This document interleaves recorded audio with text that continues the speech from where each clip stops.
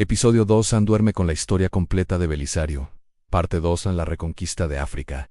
Esta es la continuación de la historia épica de Belisario, el último de los romanos. En este episodio lo acompañaremos en su campaña más audaz, An la reconquista de África. Desde la preparación de la mayor flota que Bizancio había visto en generaciones, hasta la caída de Cartago y la destrucción del reino vándalo. Una crónica profunda, narrada con calma y detalle, para que puedas relajarte, descansar, y si quieres, dormir escuchando cómo un general brillante reconquistó un imperio perdido. Si disfrutas de este viaje histórico, suscríbete a Throne on Pierre y activa la campanita para no perderte ningún episodio. Ahora, cierra los ojos, ponte cómodo, y regresemos al año 533, cuando las velas bizantinas se desplegaron hacia el occidente. La primavera del año 533 trajo consigo un frenesí de actividad sin precedentes. En los puertos de Constantinopla, donde carpinteros, marineros y soldados trabajaban día y noche bajo la supervisión directa de Belisario para preparar la expedición más ambiciosa que el imperio bizantino había intentado en generaciones. Los muelles resonaban con el sonido de martillos golpeando madera, el chirrido de poleas levantando suministros y las voces de miles de hombres coordinando la logística compleja de una invasión anfibia a través del Mediterráneo. La magnitud de la empresa superaba cualquier operación militar reciente, requiriendo la movilización de recursos de todas las provincias imperiales,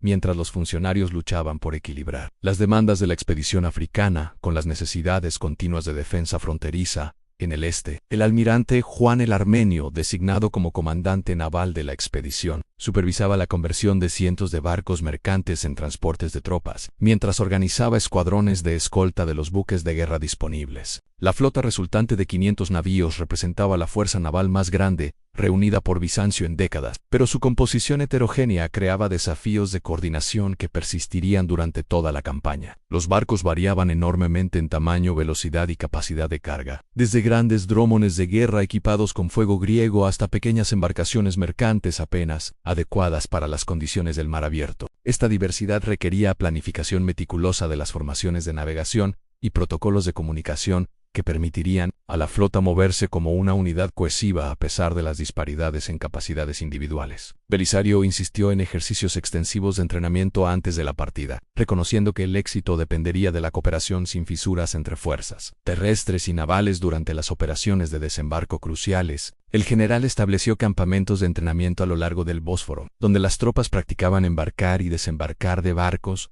bajo condiciones de combate simuladas, mientras las tripulaciones navales ensayaban las maniobras complejas necesarias para asaltos anfibios coordinados. Estos ejercicios revelaron numerosos problemas en equipamiento, procedimientos y comunicación que requerían corrección antes de que la expedición pudiera partir con seguridad. La infantería descubrió que sus escudos rectangulares tradicionales eran demasiado voluminosos para los espacios confinados de los barcos de transporte, necesitando modificaciones rápidas en el equipo. Los comandantes de caballería encontraron que sus caballos se ponían nerviosos durante los simulacros de desembarco, requiriendo entrenamiento adicional para acostumbrar a los animales a las condiciones marítimas. Las tripulaciones navales tuvieron que aprender señales nuevas para coordinar con las fuerzas terrestres, ya que los métodos de comunicación tradicionales resultaban inadecuados para operaciones conjuntas complejas. La fuerza expedicionaria que finalmente se reunió ascendía a 15.000 tropas regulares extraídas de los ejércitos orientales, incluyendo tanto legionarios romanos tradicionales como los federados bárbaros cuya integración Belisario había supervisado durante sus comandos fronterizos. 5.000 jinetes hunos y érulos proporcionaban poder de ataque móvil,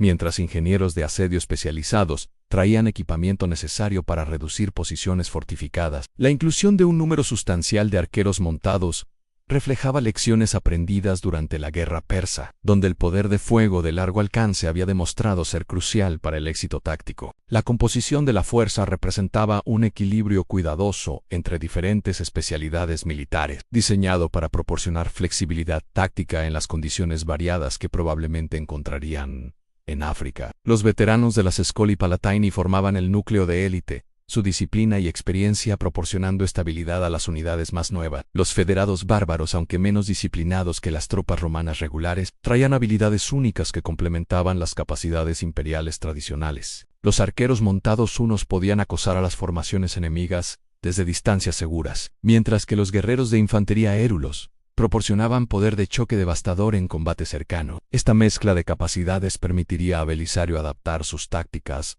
a situaciones específicas de batalla, sin depender exclusivamente de ningún tipo de fuerza. La inclusión de Antonina, la esposa de Belisario, entre el contingente civil de la expedición, reflejaba tanto consideraciones personales como necesidades prácticas. Antonina poseía experiencia extensa en logística militar de su matrimonio anterior con un oficial de carrera, haciéndola valiosa para organizar los sistemas de suministro complejos que sostendrían las operaciones a través de vastas distancias. Su presencia también demostraba confianza en el éxito de la expedición, ya que los comandantes raramente traían miembros de familia en campañas que esperaban fueran particularmente peligrosas o inciertas. El papel de Antonina se extendería más allá de la mera gestión logística para incluir funciones diplomáticas informales, particularmente en las negociaciones con poblaciones locales donde una presencia femenina de alto rango podría facilitar comunicaciones que serían difíciles para comandantes militares masculinos. La recopilación de inteligencia se aceleró durante las fases finales de preparación, con agentes bizantinos proporcionando informes detallados sobre disposiciones militares vándalas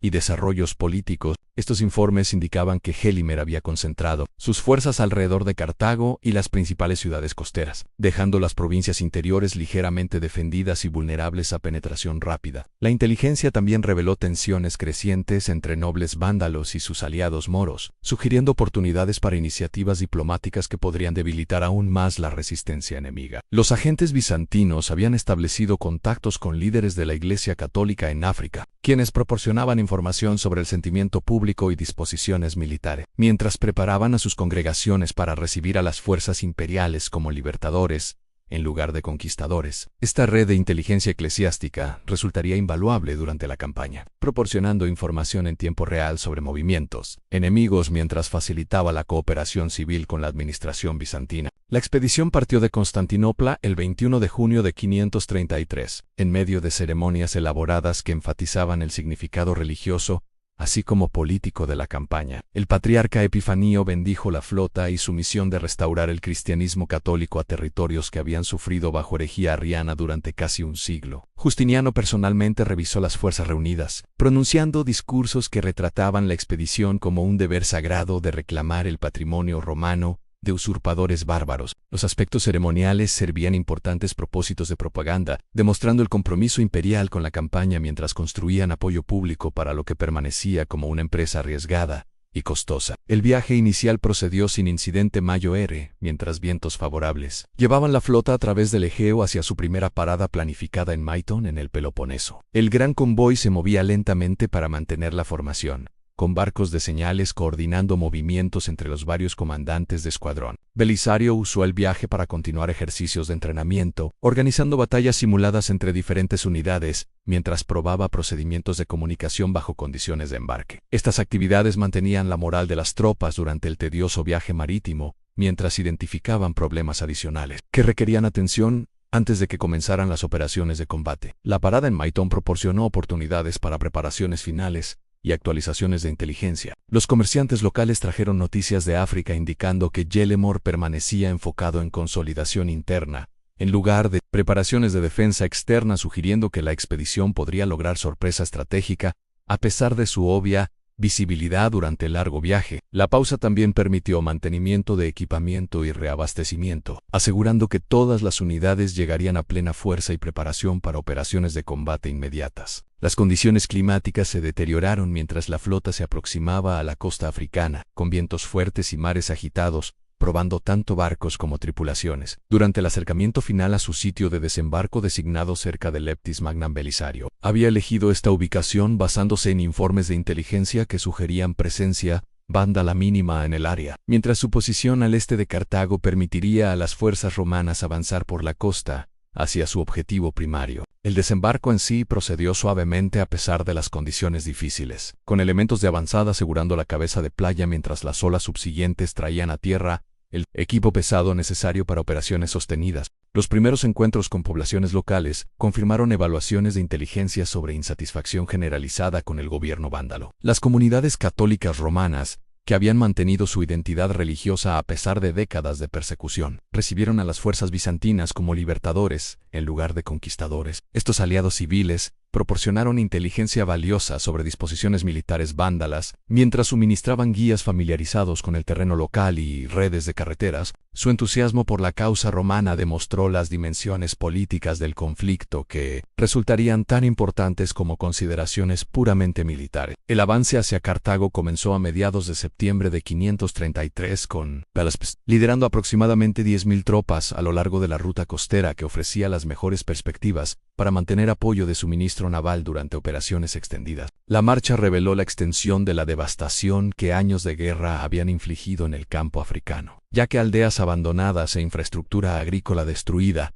testificaban el impacto del conflicto en poblaciones civiles, atrapadas entre fuerzas militares competidoras. El daño económico amenazaba hacer la reconquista territorial sin sentido, incluso si las operaciones militares tenían éxito, ya que la capacidad de la provincia para apoyar administración y defensa imperiales había sido severamente comprometida por guerra prolongada. La respuesta inicial de Yelemar a noticias del desembarco bizantino reveló la confusión e indecisión que caracterizarían la resistencia vándala durante toda la campaña. En lugar de concentrar sus fuerzas para contraataque inmediato, mientras las tropas romanas permanecían vulnerables durante su despliegue inicial, el rey vándalo dispersó sus ejércitos en múltiples direcciones enviando a su hermano Jámatas a defender Cartago mientras lideraba la fuerza principal hacia el sitio de desembarco. Esta división de fuerza violaba principios militares básicos, permitiendo a Belisario enfrentar las fuerzas vándalas por partes, en lugar de enfrentar su fuerza combinada en una sola batalla decisiva. La respuesta fragmentada de Gelimer demostraba tanto la desorganización del liderazgo vándalo como su subestimación de las capacidades militares bizantinas. El rey vándalo aparentemente esperaba que la mera presencia de sus ejércitos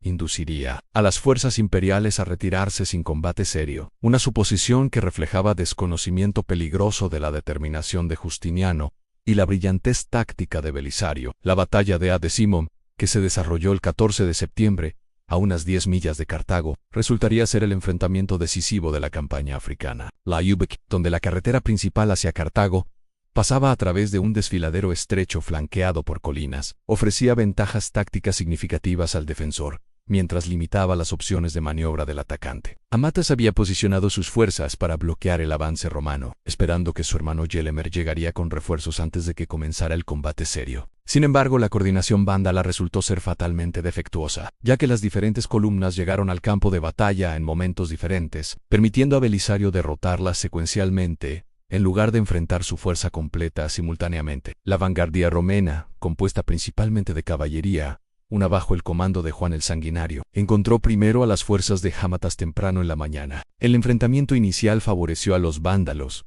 cuya caballería pesada demostró ser formidable en el combate cercano, empujando a los unos hacia atrás con repetidas cargas que amenazaban con romper completamente la formación romana. Jámatas luchó con valentía personal, liderando desde el frente de una manera que inspiraba a sus hombres pero que también lo exponía a un peligro considerable. La batalla se balanceaba en el equilibrio durante varias horas, mientras ambos lados cometían reservas en intentos de lograr ventaja decisiva. Los arqueros montados unos, aunque empujados hacia atrás por la caballería vándala más pesada, infligían bajas constantes con su poder de fuego de largo alcance, gradualmente debilitando la fuerza de los ataques enemigos. La muerte de Jámatas, durante una de estas cargas, resultó ser un punto de inflexión crucial, ya que su pérdida desmoralizó a sus tropas mientras eliminaba el liderazgo coordinado que había hecho su resistencia tan efectiva. Sin su comandante, las fuerzas vándalas comenzaron a perder cohesión, con diferentes unidades tomando decisiones independientes sobre si continuar luchando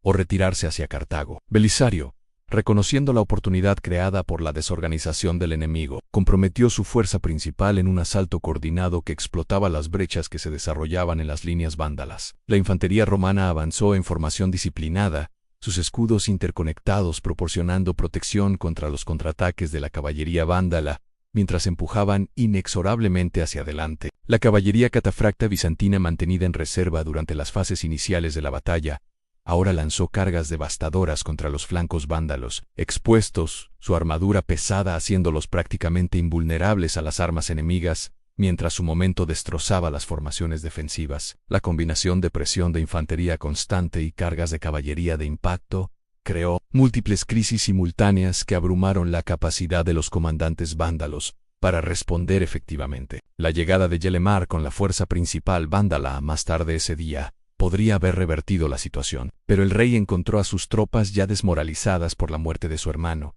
y la derrota de su vanguardia. En lugar de lanzar un contraataque inmediato, mientras las fuerzas romanas permanecían parcialmente desorganizadas por su victoria, Yalemar vaciló, aparentemente abrumado por la magnitud del desastre que se estaba desarrollando. Esta indecisión crucial permitió a Belisario reagrupar sus fuerzas y establecer posiciones defensivas que convertirían cualquier ataque vándalo en un asalto costoso contra enemigos preparados. Los historiadores han debatido largamente las razones de la parálisis de Yalemar en este momento crítico. Algunos sugieren que fue superado por el dolor por la muerte de su hermano, mientras otros argumentan que simplemente reconoció la futilidad de continuar la resistencia contra un enemigo que había demostrado superioridad táctica clara. Cualquiera que fuera la razón, su fracaso en actuar decisivamente en Ad-Decimum efectivamente selló el destino del reino vándalo. La retirada vándala de Ad-Decimum se convirtió rápidamente en ruta mientras las tropas desmoralizadas huían hacia el interior en lugar de retirarse ordenadamente a Cartago. Yalemar, reconociendo que la capital ya no podía ser defendida, evacuó hacia Numidia con los restos de su ejército, esperando reagruparse y continuar la resistencia desde las regiones montañosas, donde el terreno favorecería las tácticas defensivas. Esta decisión,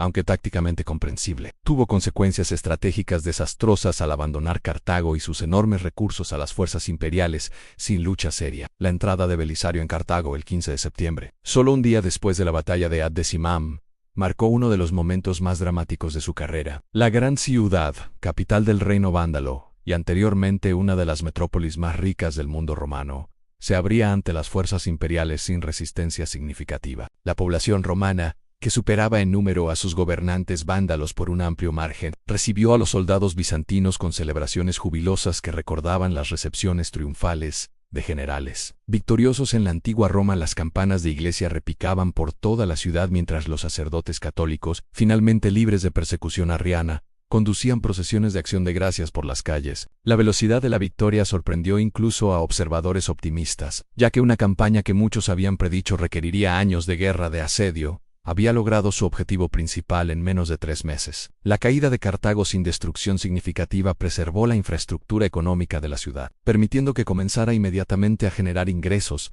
para el tesoro imperial. Los almacenes llenos de grano, aceite de oliva y otros productos valiosos proporcionaron botín sustancial que ayudó a financiar operaciones militares continuas, mientras el control del puerto permitió a la flota bizantina dominar las rutas marítimas del Mediterráneo occidental. Belisario estableció inmediatamente una administración imperial en Cartago, nombrando funcionarios para supervisar la recaudación de impuestos y el mantenimiento del orden público, mientras también iniciaba la restauración de propiedades de la iglesia confiscadas durante el gobierno vándalo. Estas medidas administrativas demostraban que la conquista bizantina representaba restauración permanente del gobierno romano, en lugar de mera incursión militar. Sin embargo, la victoria en Cartago no significaba el fin de la resistencia vándala. Gelimer permanecía libre con fuerzas sustanciales, mientras muchos nobles vándalos que habían huido de la capital conservaban tanto los medios como la motivación para continuar la oposición al gobierno imperial. Los aliados moros del reino vándalo, aunque poco confiables en su lealtad, poseían capacidades militares significativas que podrían prolongar el conflicto si decidían apoyar activamente la causa vándala. La consolidación de la conquista requeriría operaciones militares adicionales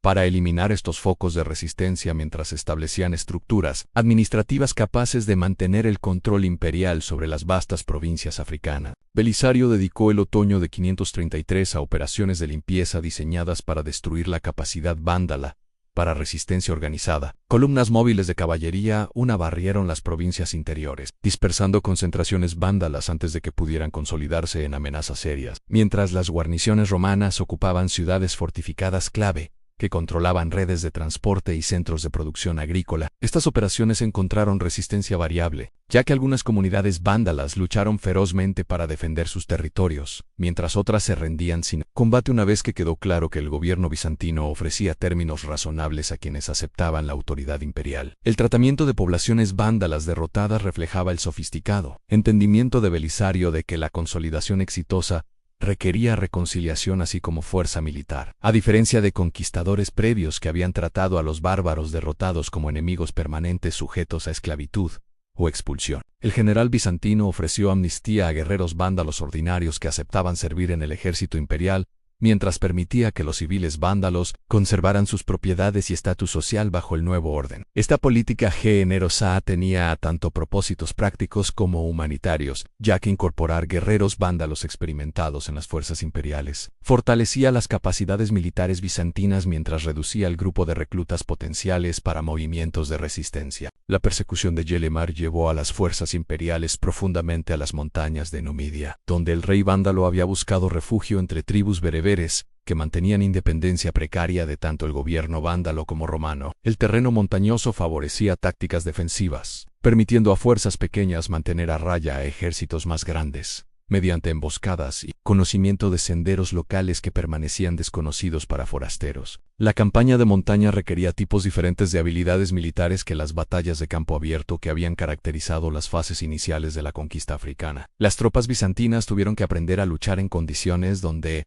la superioridad numérica y el equipo superior proporcionaban menos ventajas que la familiaridad con el terreno local y la capacidad de moverse rápidamente a través de paisajes difíciles. Los guerreros bereberes, aunque técnicamente aliados de los vándalos, demostraron poco entusiasmo por continuar un conflicto que parecía cada vez más desesperado. Las iniciativas diplomáticas de Belisario, ofreciendo reconocimiento de autonomía tribal a cambio de neutralidad, gradualmente erosionaron el apoyo a Yelemar mientras aislaban al rey vándalo de posibles aliados. El asedio de la montaña Papúa, donde Yelemar finalmente buscó refugio con un pequeño grupo de seguidores leales, se extendió durante el invierno de 533 a 534. Las fuerzas bizantinas establecieron bloqueos que cortaron todos los accesos a la fortaleza montañosa, mientras patrullas regulares prevenían intentos de contrabandear suministros a los defensores sitiados. La estrategia evitaba ataques costosos contra posiciones naturalmente defensivas, mientras permitía que el tiempo y el hambre lograran lo que la fuerza militar podría haber requerido con grandes bajas. Si estás disfrutando de esta épica reconquista de África,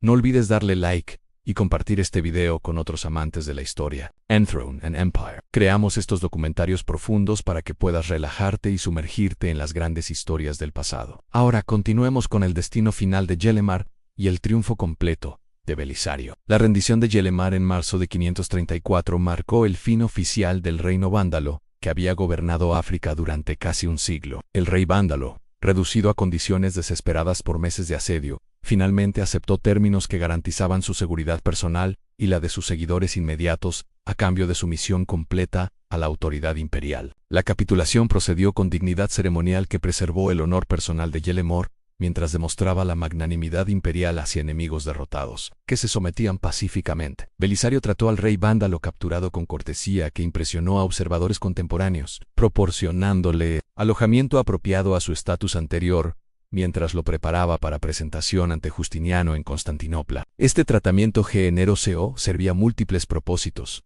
Demostraba civilización romana, en contraste con la barbarie, alentaba futuras rendiciones de otros enemigos potenciales, y proporcionaba propaganda valiosa sobre justicia y clemencia imperiales. El viaje de regreso a Constantinopla con Gelimer y tesoros vándalos capturados proporcionó a Belisario oportunidades para reflexionar sobre el significado de su conquista africana. La campaña había logrado objetivos estratégicos con velocidad y eficiencia notables, destruyendo un reino bárbaro establecido en solo 8 meses de operaciones activas. Las innovaciones tácticas que había desarrollado durante su servicio fronterizo, particularmente la integración efectiva de diferentes tipos de tropas en formaciones flexibles, de armas combinadas, habían demostrado su valor bajo las condiciones más exigentes. Más importante, la conquista había demostrado que la restauración del control imperial sobre provincias occidentales perdidas era prácticamente posible, no meramente una fantasía nostálgica de teóricos que ignoraban realidades militares. El triunfo celebrado en Constantinopla en el verano de 534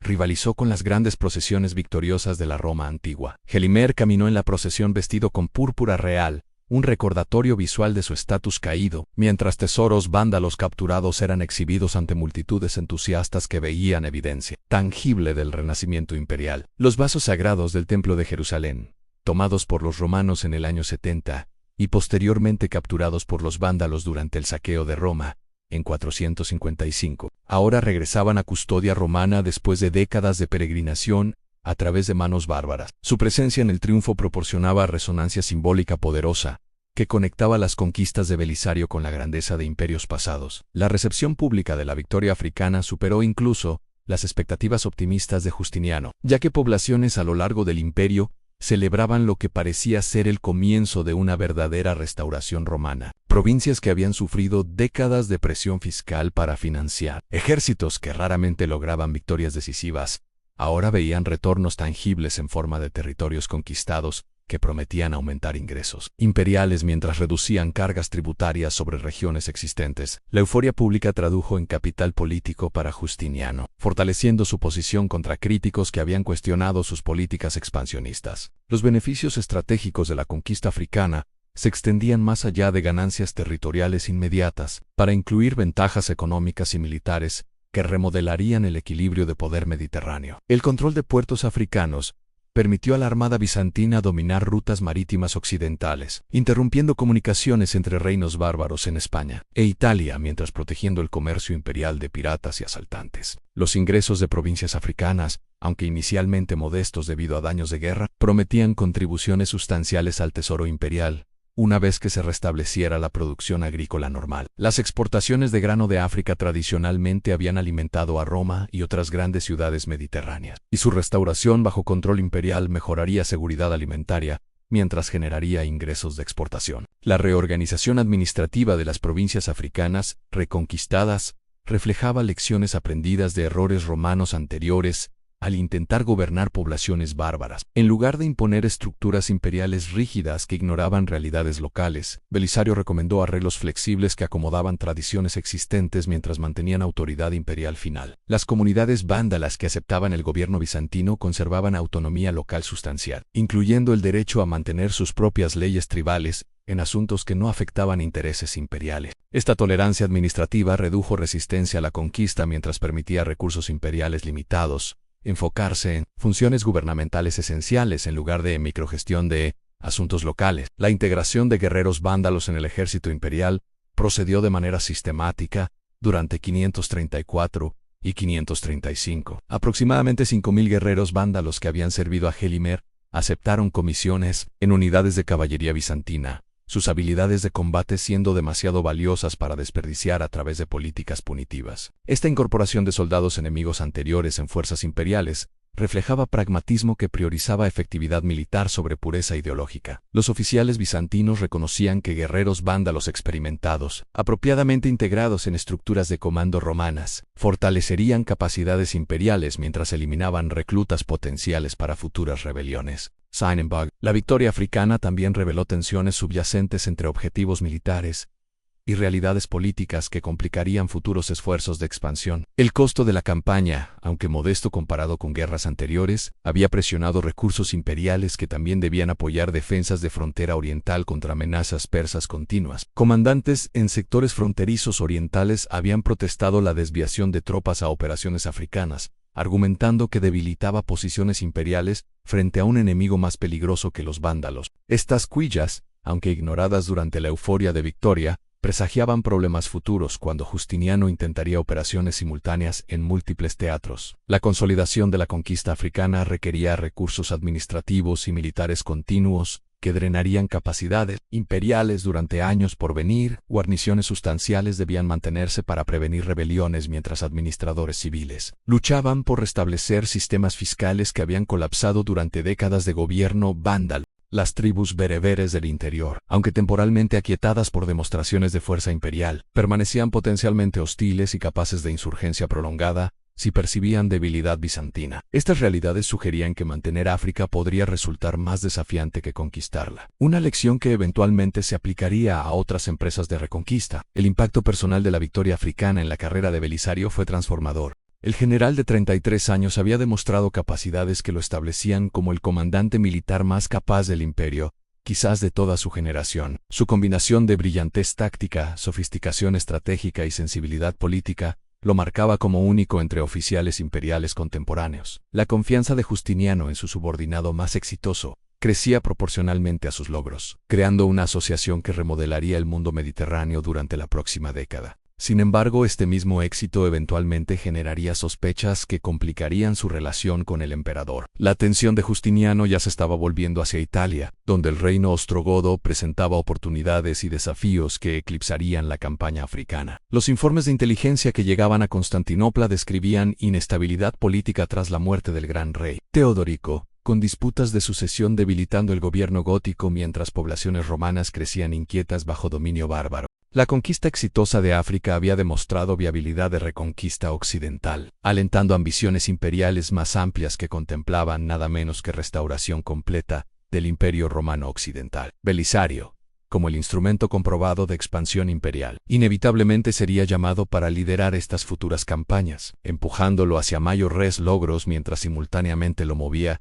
hacia complicaciones políticas peligrosas. El legado estratégico de la campaña africana se extendía más allá de resultados militares inmediatos para influir en el pensamiento operacional bizantino durante generaciones. Las innovaciones de Belisario en guerra anfibia, particularmente su énfasis en coordinación cercana entre fuerzas navales y terrestres, establecieron precedentes que comandantes posteriores intentarían emular. Su uso sofisticado de inteligencia, tanto de fuentes humanas como de reconocimiento técnico, demostró importancia de preparación meticulosa para operaciones complejas. Las tácticas de armas combinadas que había perfeccionado, integrando caballería pesada, arqueros montados e infantería disciplinada en formaciones flexibles, se convirtieron en doctrina estándar para ejércitos bizantinos. Los manuales militares bizantinos posteriores, particularmente el Strategicon atribuido al emperador Mauricio, reflejarían muchos principios que Belisario había demostrado en África. Las lecciones sobre gestión de poblaciones civiles durante conquista, particularmente la importancia de distinguir entre enemigos militares y no combatientes,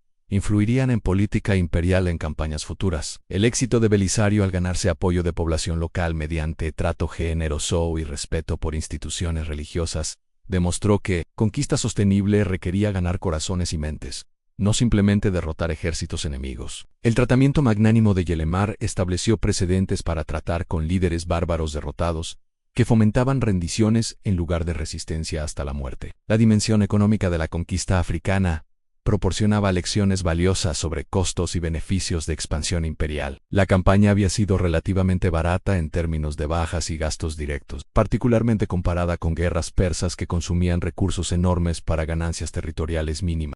Sin embargo, los costos de mantener a África, incluyendo guarniciones permanentes y administración civil, excedían ingresos iniciales de las provincias, creando presiones fiscales que contribuirían a dificultades financieras imperiales posteriores. Esta dinámica económica sugería que incluso conquistas militares exitosas podrían convertirse en cargas financieras si beneficios económicos no materializaban rápidamente. La propaganda imperial aprovechó la victoria africana extensivamente, produciendo arte, literatura y ceremonias que celebraban la restauración de África al control romano, como cumplimiento del destino imperial. Los mosaicos en iglesias y edificios públicos representaban la reconquista como victoria divina favorecida, con Belisario retratado como instrumento de voluntad divina. Los panegíricos compuestos por poetas de corte comparaban las conquistas de Justiniano con las de emperadores romanos clásicos, particularmente Trajano y Augusto, sugiriendo que el emperador moderno había restaurado gloria imperial que había languidecido durante siglos de declive. Esta narrativa de renovación resonaba poderosamente en poblaciones que anhelaban estabilidad y grandeza